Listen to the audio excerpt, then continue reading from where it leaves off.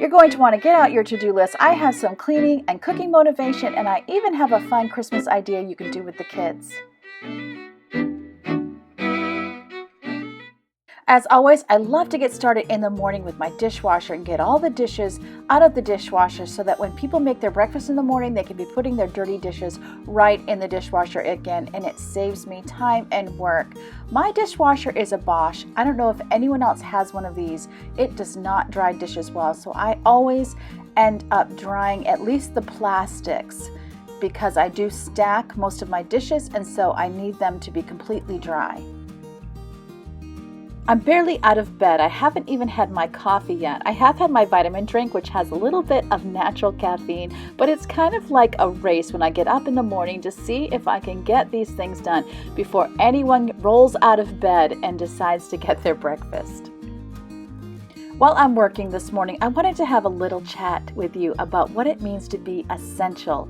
I know in 2020, our definition of essential is working outside the home among the public, risking possible infection.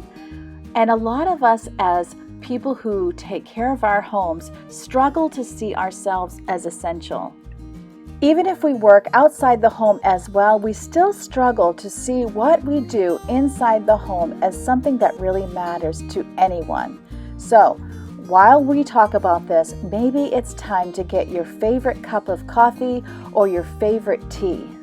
My favorite coffee these days is this buttery caramel. Oh, it is just so good, and it's just the store brand, and I put a little bit of French vanilla creamer in it. I also love the sweet cream by International Delight, and oh, it just tastes so good. And this is my little spoon rest. It makes me so happy.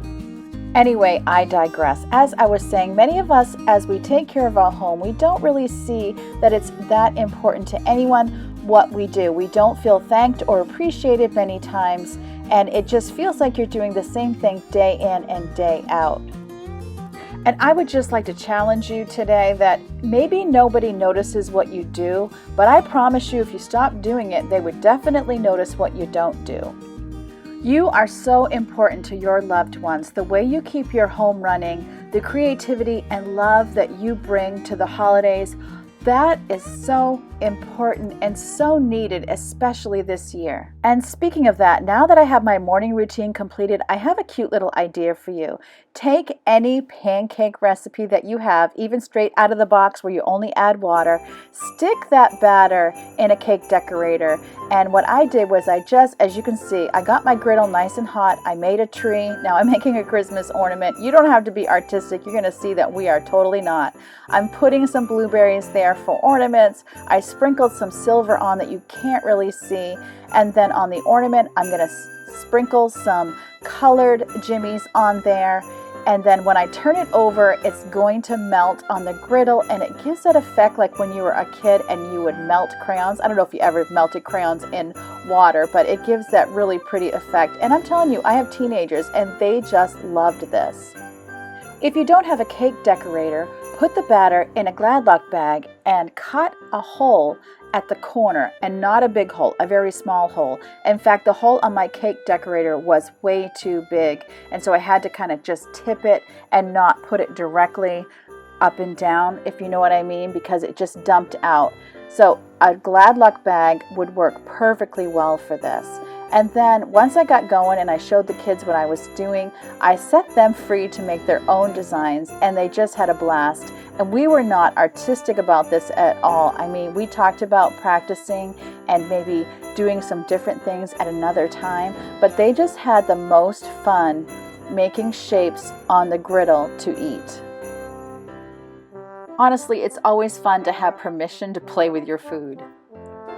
Here, Ava's making a Christmas wreath, and then Yvonne's making kind of a flowered shaped ornament, and then they're even going to try some little people too. We just had the best time with this, and it was just a nice break from school. This was our lunch and not our breakfast, and it's just fun sometimes to have pancakes at different times of the day instead of breakfast.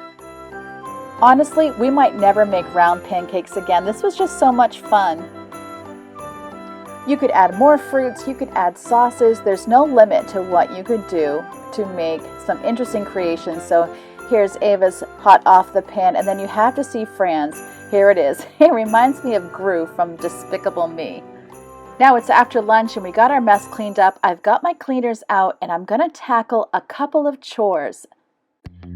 Some of you might remember that we actually installed these lights over the summer and I haven't cleaned them even once. So I'm up on a stool today with some window cleaner and a microfiber cloth, getting them nice and clean. They had gotten a little bit of grease on them because, as you cook with oil, it does get into the air, and also some dust. So they definitely needed to be cleaned. And now I'm taking our cookbooks off the top of the refrigerator and getting the fridge dusted off. Once that's done, I'm just going to head into my room to clean my desk, and those are my little extra cleaning tasks for today. What if I told you that every time you empty the dishwasher, switch up the laundry, demand that toys be put away, and cook a hot meal, that you're actually providing your own form of therapy for your family? When the dramas and traumas of life occur, routine becomes vitally important. Having simple things that we can rely on that happen every day are not only comforting, but bring a sense of normalcy to the chaos and injuries of life. It's especially important for kids to have as much normal routine as possible when suffering through a traumatic event.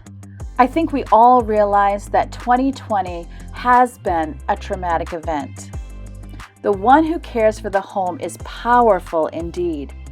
That person, you, are creating order in the chaos of every day. You are comforting your family with normalcy. You are showing up every day and being a reliable force in a very unreliable time.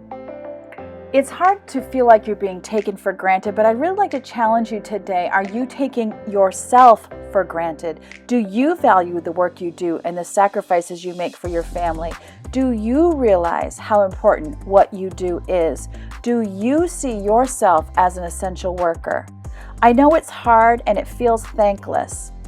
I want you to know that God sees you and the hard work you do, and the important choices you make when you get up every day and you do what you did yesterday again for the sake of love. Not everything we do is going to be Pinterest worthy, and maybe not anything we do, but the fact that we show up consistently is so vitally important.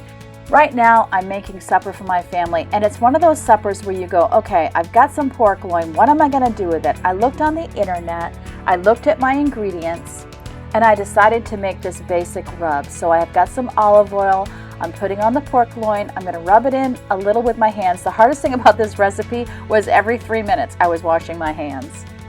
The recipe called for onion powder, which I did not have, so I used what I did have of the recipe, which was salt and pepper and garlic powder, and I'm just sprinkling it across the top and pushing it in. That's my version of a rub. I'm not a big fan of getting my hands in there, but I'm just sprinkling it across the top, and then I'm going to put it in a 400-degree oven for 10 minutes, and then I'm going to turn the oven down to 350 degrees. Let me tell you, I was super happy to have a disposable pan. Once in a while, you just need those things. Now I'm just throwing on a can of corn right from the pantry, and I'm going to put on some white rice.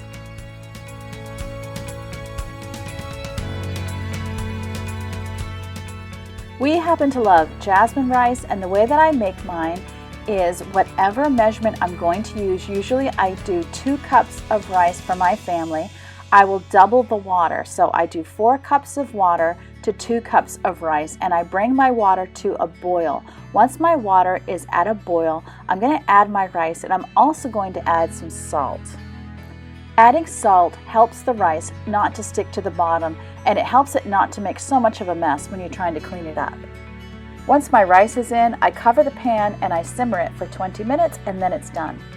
About this time, I realized my kids needed to go to youth group, and I needed to get dinner on a little bit more quickly. So I took the pork loin out of the oven and I'm slicing it up, which I know would bother some people because I'm letting all those wonderful juices out, but I'm slicing it up, putting it back in the pan and putting it back in the oven so that it will cook a lot faster. These very simple meals rarely make it on YouTube or on Pinterest. But most times, this is what our meals consist of, just simple ingredients that I put together quickly. It was a meal the whole family could eat. We all enjoyed time around the table together, and then each person was able to go to whatever activities they needed to get to after supper. What we do every day may not be fancy, but it's so important for our families. If you're doubting me, pretend you're going to go away for a week and make a list of all the things you would want to get ready for your family before you leave, and I think then you'll realize how completely vital you are. Here's our simple meal all ready to be served, and then all I did was take a bag of salad and dump it into a bowl. And then here's our supper. I hope you've been motivated and encouraged today. You might be looking for some Christmas wrapping motivation. I'm going to put my Christmas wrapping video in the upper right corner, so click on there and I'll see you then. And remember, as always, that God loves you and I love you too. And I can't wait to see you next time.